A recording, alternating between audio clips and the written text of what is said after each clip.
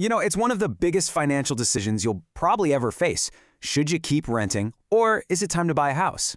For decades, the answer felt super obvious. Buying was the only smart move, right? That's how you build wealth. But is that really true? Today, we're going to challenge that old wisdom. We're going to ignore the myths, and we're just going to do the math. You've heard it a million times, I'm sure.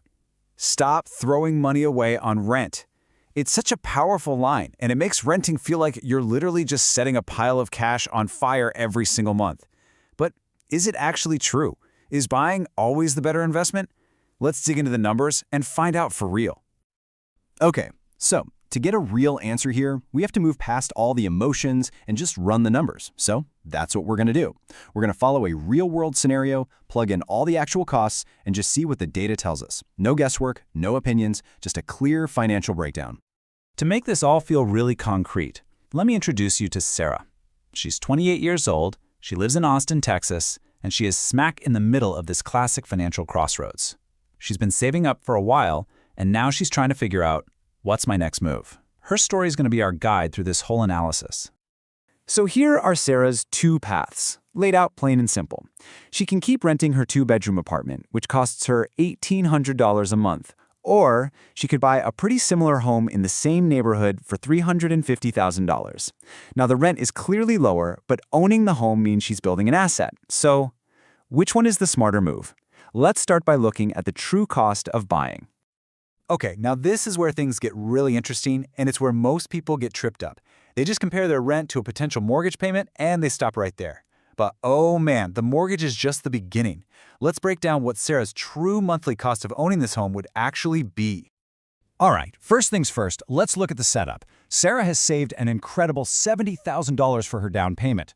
On a $350,000 home, that's exactly 20%, which is huge because that means she gets to avoid paying extra for something called private mortgage insurance, or PMI. So with a loan of $280,000 at a pretty typical 7% interest rate, let's see what her monthly bill really looks like. So let's build this out piece by piece. The base mortgage, that's the principal and interest, is $1,863. Right away, that's already more than her rent. But we're not done. Now we add the other stuff. In Austin, property taxes add about $580 a month. Ouch. Home insurance, tack on another $150. Then there's maintenance. And this is a big one people forget. A good rule of thumb is to budget 1% of the home's value per year, which comes out to $290 a month. And finally, let's add a pretty modest $100 for HOA fees. So, what's the grand total? Sarah's actual monthly cost of owning is almost $3,000. That is over $1,100 more than her rent every single month. This is the number that usually stops people cold. It just goes to show you, comparing rent to a mortgage is only seeing the tip of the iceberg. So, you're probably thinking, okay, case closed, renting is way cheaper. But hold on, not so fast. The monthly payment is just one piece of this giant puzzle. There are other really powerful financial forces at play here. We're talking about things like equity, tax benefits, and something called opportunity cost. Let's look at how these factors build out the rest of the picture.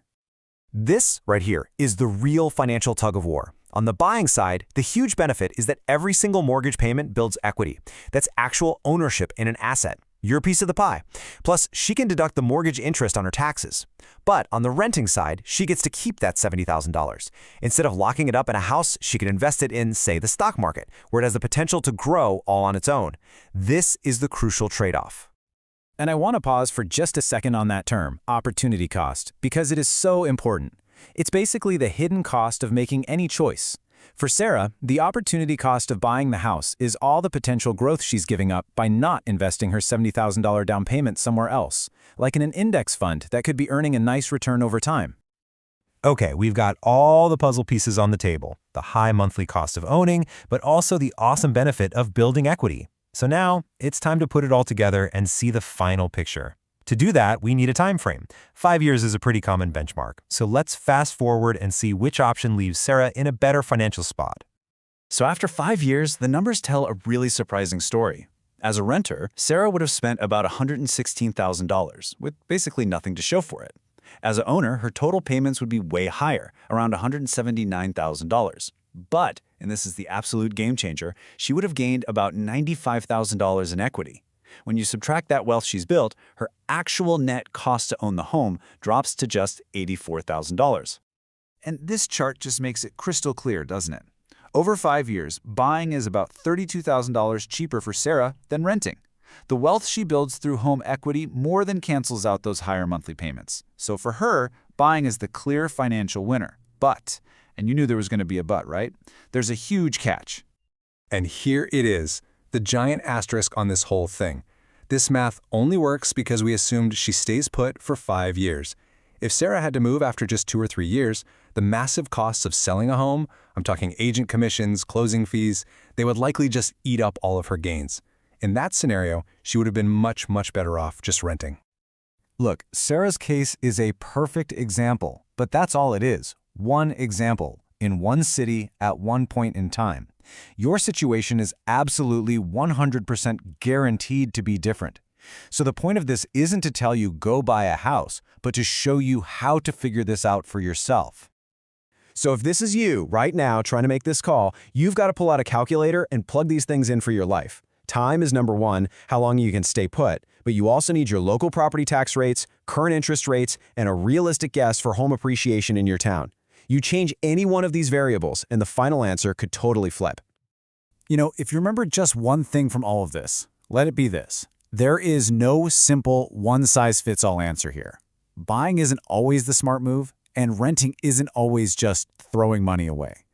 The only way to really know what's right for you is to ignore all the noise and the myths and just run your own numbers for your own life.